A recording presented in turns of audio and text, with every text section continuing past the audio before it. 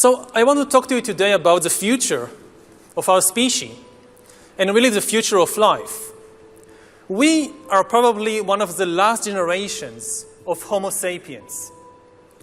Within a century or two, Earth will be dominated by entities that are more different from us than we are different from Neanderthals or from chimpanzees. Because in the coming generations, we will learn how to engineer bodies and brains and minds. These will be the main products of the economy, of the 21st century economy. Not textiles and vehicles and weapons, but bodies and brains and minds. Now, how exactly will the future masters of the planet look like? This will be decided by the people who own the data. Those who control the data control the future not just of humanity, but the future of life itself. Because today, data is the most important asset in the world. In ancient times, land was the most important asset. And if too much land became concentrated in too few hands, humanity split into aristocrats and commoners. Then in the modern age, in the last 2 centuries, machinery replaced land as the most important asset. And if too many of the machines became concentrated in too few hands, humanity split into classes, into capitalists and proletariats.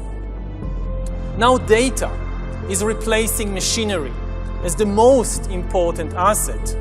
And if too much of the data becomes concentrated in too few hands, humanity will split not into classes, it will split into species, into different species. Now, why is data so important? It's important because we've reached the point when we can hack not just computers, we can hack human beings and other organisms. There is a lot of talk these days about hacking computers and email accounts and bank accounts and mobile phones, but actually we are gaining the ability to hack human beings. Now, what do you need in order to hack a human being? You need 2 things. You need a lot of computing power, and you need a lot of data, especially biometric data. Not data about what I buy or where I go, but data about what is happening inside my body and inside my brain. Until today, nobody had the necessary computing power and the necessary data to hack humanity. Even if the Soviet KGB or the Spanish Inquisition followed you around everywhere, 24 hours a day, watching everything you do, listening to everything you say, still, they didn't have the computing power and the biological knowledge necessary to make sense of what was happening inside your body and brain and to understand how you feel and what you think and what you want.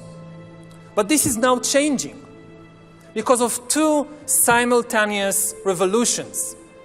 On the one hand, advances in computer science, and especially the rise of machine learning and AI, are giving us the necessary computing power. And at the same time, advances in biology, and especially in brain science, are giving us the necessary understanding, biological understanding. You can really summarize 150 years of biological research since Charles Darwin in 3 words. Organisms are algorithms. This is the big insight of the modern life sciences. That organisms, whether viruses or bananas or humans, they are really just biochemical algorithms. And we are learning how to decipher these algorithms. Now, when the 2 revolutions merge, when the infotech revolution merges with the biotech revolution, what you get is the ability to hack human beings. And maybe the most important invention for the merger of infotech and biotech is the biometric sensor that translates biochemical processes in the body and the brain into electronic signals that a computer can store and analyze. And once you have enough such biometric information and enough computing power, you can create algorithms that know me better than I know myself. And humans really don't know themselves very well. This is why algorithms have a real chance of getting to know ourselves better. We don't really know ourselves. To give an example, when I was 21, I finally realized that I was gay after living for several years in denial. And this is not exceptional. A lot of gay men live in denial for many years. They don't know something very important about themselves. Now imagine the situation in 10 or 20 years when an algorithm can tell any teenager exactly where he or she is on the gay-straight spectrum, and even how malleable this position is. The algorithm tracks your eye movements, your blood pressure, your brain activity, and tells you who you are. Now maybe you personally wouldn't like to make use of such an algorithm, but maybe you find yourself in some boring birthday party of somebody from your class at school, and one of your friends has this wonderful idea that I've just heard about this cool new algorithm that tells you your sexual orientation, and wouldn't it be a lot of fun if everybody just takes turns testing themselves on this algorithm as everybody else is watching and commenting? What would you do? Would you just walk away? And even if you walk away, and even if you keep hiding from your classmates or from yourself, you will not be able to hide from Amazon and Alibaba and the secret police. As you surf the internet, as you watch videos or check your social feed, the algorithms will be monitoring your eye movements, your blood pressure, your brain activity, and they will know. They could tell Coca-Cola that if you want to sell this person some fuzzy, sugary drink, don't use the advertisement with the shirtless girl. Use the advertisement with the shirtless guy. You wouldn't even know that this was happening, but they will know, and this information will be worth billions. Once we have algorithms that can understand me better than I understand myself, they could predict my desires, manipulate my emotions, and even take decisions on my behalf. And if we are not careful, the outcome might be the rise of digital dictatorships. In the 20th century, democracy generally outperformed dictatorship because democracy was better at processing data and making decisions. We are used to thinking about democracy and dictatorship in ethical or political terms, but actually these are two different methods to process information. Democracy processes information in a distributed way. It distributes the information and the power to make decisions between many institutions and individuals. Dictatorship, on the other hand, concentrates all the information and power in one place. Now, given the technological conditions of the 20th century, distributed data processing worked better than centralized data processing, which is one of the main reasons why democracy outperformed dictatorship, and why, for example, the US economy outperformed the Soviet economy. But this is true only under the unique technological conditions of the 20th century.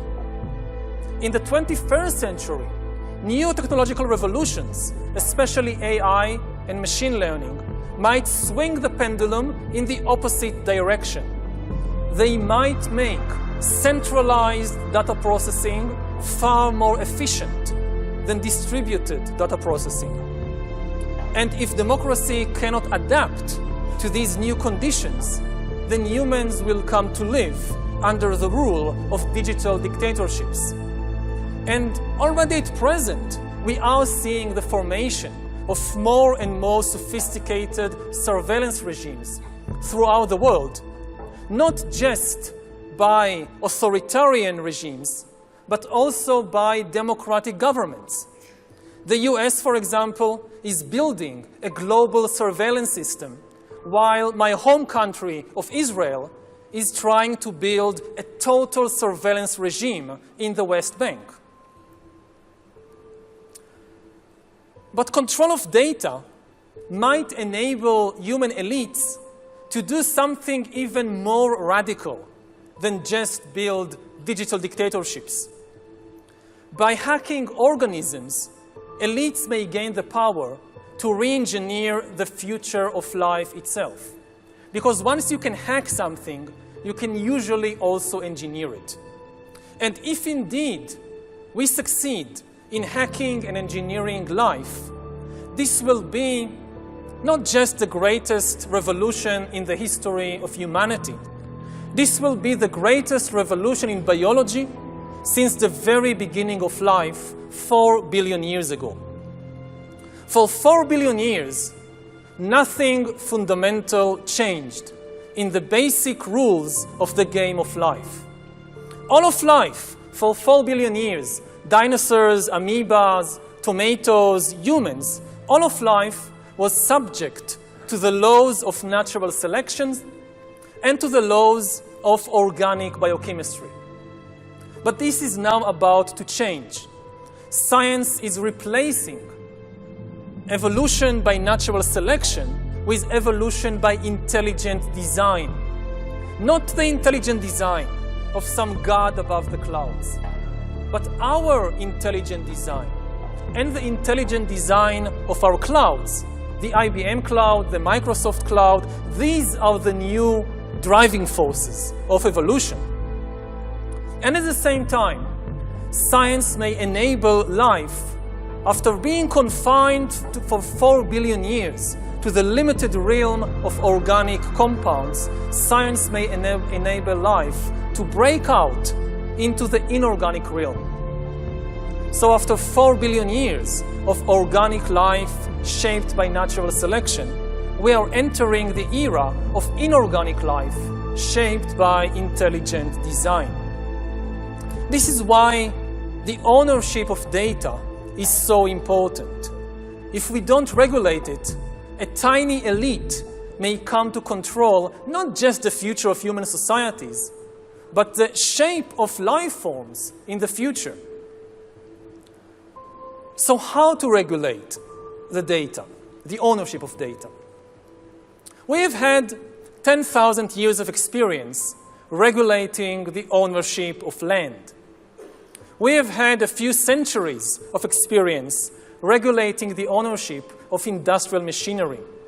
But we don't have much experience in regulating the ownership of data, which is inherently far more difficult because unlike land and unlike machinery, data is everywhere and nowhere at the same time.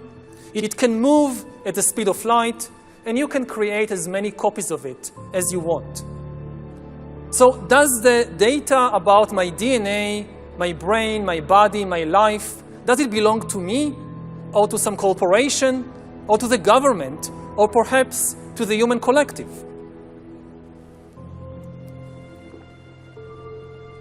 At present, big corporations are holding much of the data, and people are becoming worried about it. But mandating governments to nationalize the data may curb the power of the big corporations only in order to give rise to digital dictatorships. And politicians really, many politicians at least, are like musicians. And the instrument they play on is the human emotional and biochemical system. A politician gives a speech, and there is a wave of fear all over the country. A politician tweets, and there is an explosion of anger and hatred. Now, I don't think we should give these musicians most sophisticated instruments to play on. And I certainly don't think they are ready to be entrusted with the future of life in the universe. Especially as many politicians and governments seem incapable of producing meaningful visions for the future. And instead, what they sell the public are nostalgic fantasies about going back to the past. And as a historian, I can tell you two things about the past. First of all, it wasn't fun. You wouldn't like to really go back there. And secondly, it's not coming back. So nostalgic fantasies really are not a solution. So who should own the data? I frankly don't know. I think the discussion has just begun. Most people, when they hear the talk about regulating data, they think about privacy, about shopping, about companies, corporations that know where I go and what I buy. But this is just the tip of the iceberg. There are much more important things at stake. So the discussion has hardly begun, and we cannot expect instant answers. We had better call upon our scientists, our philosophers, our lawyers, and even our poets, or especially our poets, to turn their attention to this big question. How do you regulate the ownership of data?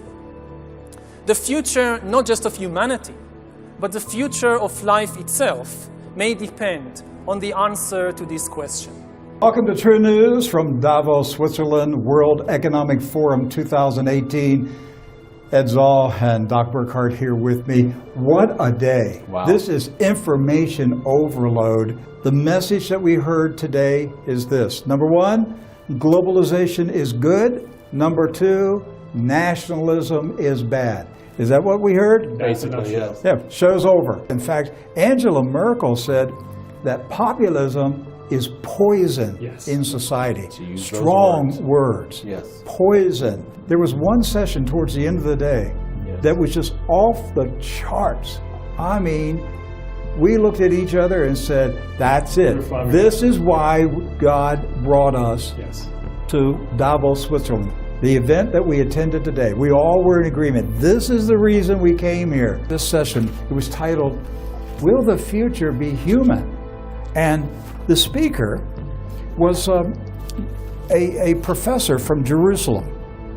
His name? Yuval Harari. Yuval Harari. Yes. Professor of history at the Hebrew University in Jerusalem. Yes.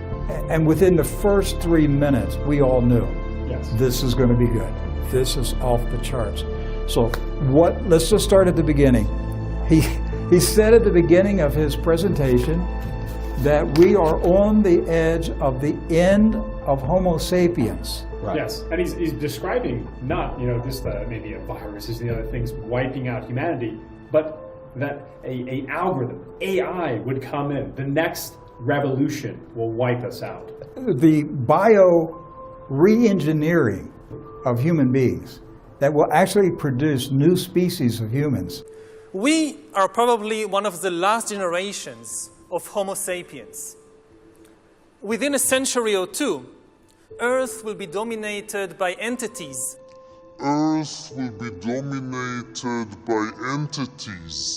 That are more different from us than we are different from Neanderthals or from chimpanzees. Because in the coming generations, we will learn how to engineer bodies and brains and minds. These will be the main products of the economy, of the 21st century economy. Not textiles and vehicles and weapons, but bodies and brains and minds. Now, how exactly will the future masters of the planet look like? This will be decided by the people who own the data. Those who control the data control the future, not just of humanity, but the future of life itself. You know what? I'm blown away more watching this a second time than when I was actually sitting there and listening to him. He said that the economy of the future is not going to be manufacturing textiles and physical objects like this table and your iPhone, but it's going to be manufacturing human bodies, yes, manufacturing human brains, and even moving beyond humanity too. On top of that, that's right. He said, Doc, that he's an historian, and he said in the past when humanity would reach a revolutionary stage in the economic development, that humanity would split into economic classes. Right. But he said in the next revolution that we're witnessing right now, humanity will not split into new economic classes. Listen to this, folks. He said humanity will split into new species. That means new organisms. New human beings, we will not be just Homo sapiens. There will be other species of humans on the planet. Watch this video. This is what we saw today. In the last 2 centuries, machinery replaced land as the most important asset. And if too many of the machines became concentrated in too few hands, humanity split into classes, into capitalists and proletariats. Now data is replacing machinery as the most important asset. And if too much of the data becomes concentrated in too few hands, humanity will split not into classes, it will split into species, into different species. All right, is this blowing your mind, what this guy is saying? That we're going to see new species of human beings develop. Now, at one point he said he didn't know how soon this was going to happen, but at another time he said maybe 5 to 10 years from now. Right. Yes. And he said when this happens, everything changes. He said we may be only 5 to 10 years away from this breakthrough in science. And what we're talking about is bioengineering of the human race. By the way, today it was announced that scientists cloned monkeys. Yes. Okay, and they're talking about mass cloning of monkeys for the purpose of pharmaceutical research. Wow. Think of the unethical, purpose of what they're doing. They're going to clone monkeys solely to experiment on them. Right. I mean, but this is where these people are going. They become a product now. That's all they are. Now, he talked a lot about data, okay, and we talk on True News about big data. Right. And so the thing that he said is coming very soon is the ability of brain scientists to hack the human brain. Yes. Now, what does that mean, to hack the human brain? So what he's referring to is the implementation of what are called biometric sensors. Now, they might eventually be able to do this wirelessly, but what he described in the talk is putting an actual sensor inside the body that'll be able to translate what's going on inside the body, in the brain even, into electronic signal, which then tells an AI algorithm what's going on. This can then be hacked, just like your iPad, just like your iPhone. So everything, he said, they will know everything, not what you, now listen to this, folks, not what you're doing. He said, you got to get this out of your mind. You know, the George Orwell 1984, the cameras are following you and all that kind of stuff. This is going far beyond that. They're going to know what's happening inside you. What you're feeling. What you're feeling, what you're thinking, right. Your heart rate, your biorhythms are going to be fed to an AI brain. And they're going to know what every human being is thinking, feeling, planning to do based on their body responses, physical responses in their body. This is astounding. He said that organisms, what scientists have come to understand, is that all organisms are nothing more than algorithms. Right. Yes. He called us biological algorithms. We're just a mathematical equation, each one of us. Did you guys get the feeling that the guy was, I don't want to say soulless, but that he was so almost non-human, that he just saw himself as an intelligent clump of dirt? I felt very awkward, Rick. I felt like I was looking at someone who's in the near future going to try and enslave my family. Yeah, it was. It was an intense session. He also said that algorithms will monitor your eye movements, your blood pressure, and the governments and corporations will use algorithms to know the truth about you. And he said there will be no place to hide because they will be monitoring your heart rate, your breathing, what your organs are doing. Everything will be monitored in real time. And he also said that the gateway to all this manipulation is going to be healthcare. People are going to want to feel better, be better, look better, and so you're going to want this in order to be healthy, right? Yes, because he said people will give up their privacy. They will trade their privacy. They will trade control of their human body for health. In return for free health care. Yes. And he stressed that over and over and over. Free health care. Now, why have they settled on free health care? They know something. They know that this is a carrot that if they dangle in front of people, 90% of the people will take it. Well, it's because it comes down to death, right? Everyone fears death, and they're going to try to provide something that would help people escape. Extend your life. So if you sign up for this program, if you participate in it, but where he's showing, what he was telling us is that eventually there will be a world that there is no escaping it. You're going to be born into it.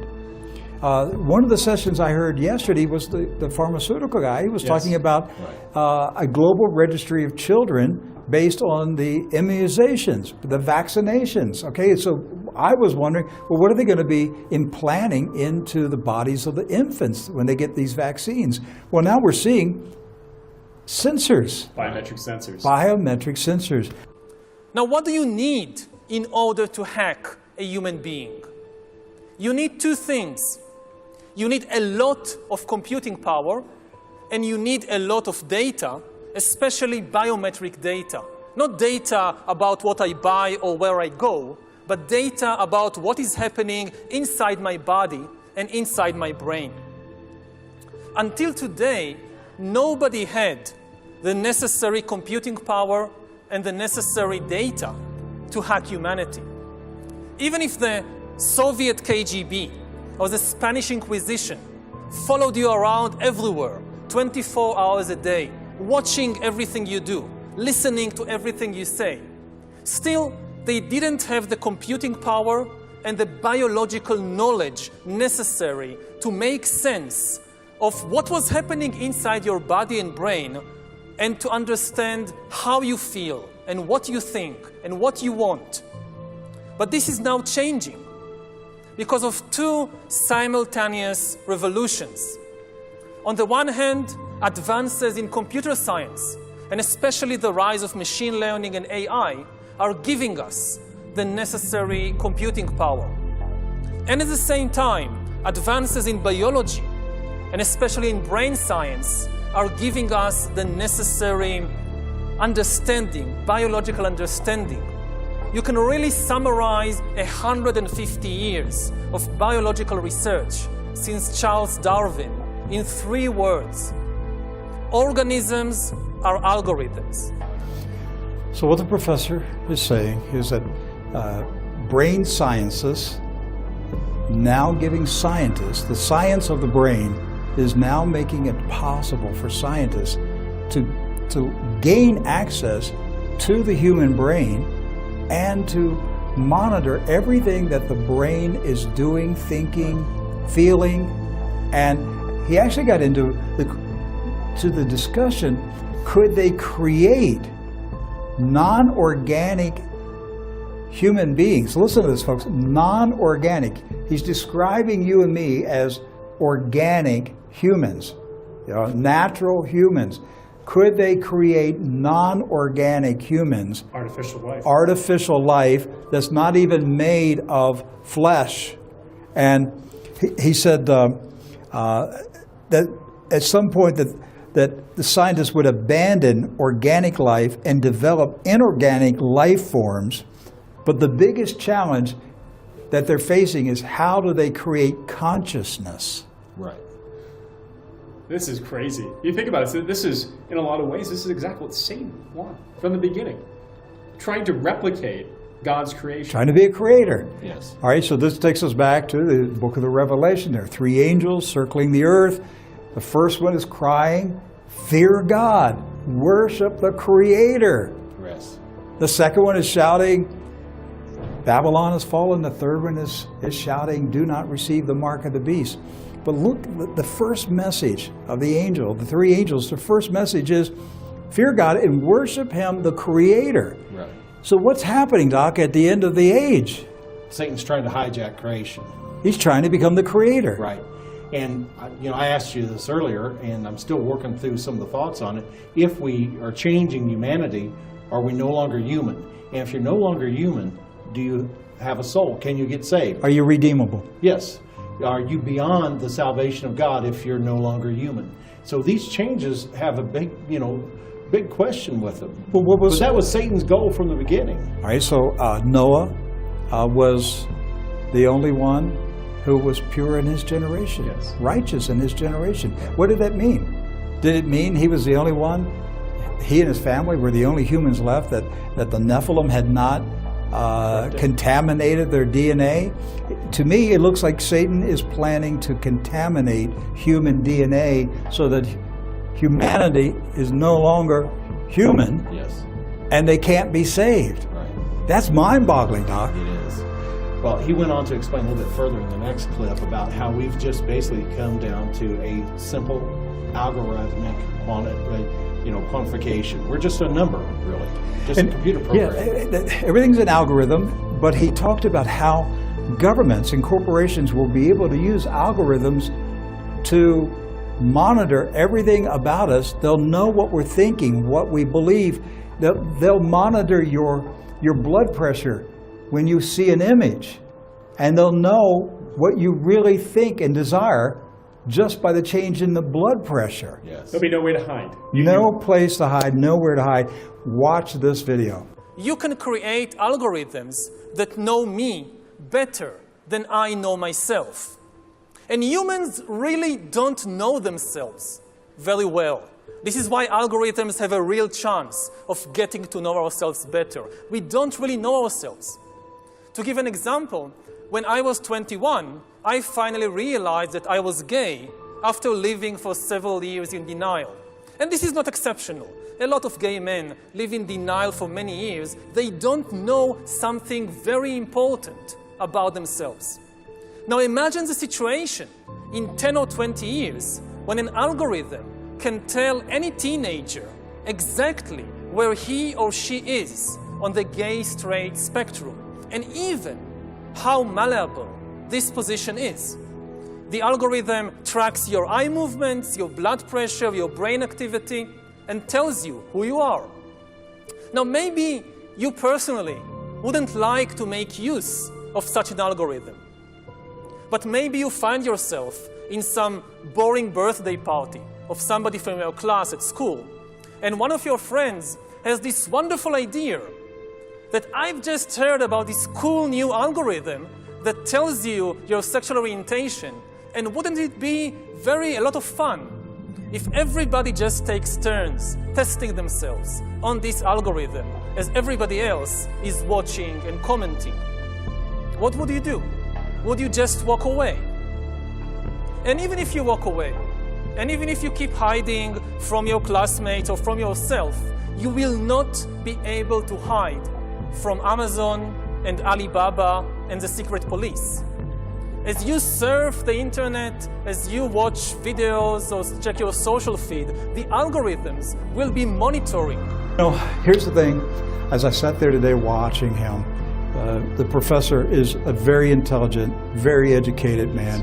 He's a Jewish man, an Israeli citizen. Yes. Right? So you have this Israeli citizen, Jewish Israeli citizen, who is an atheist. Yes.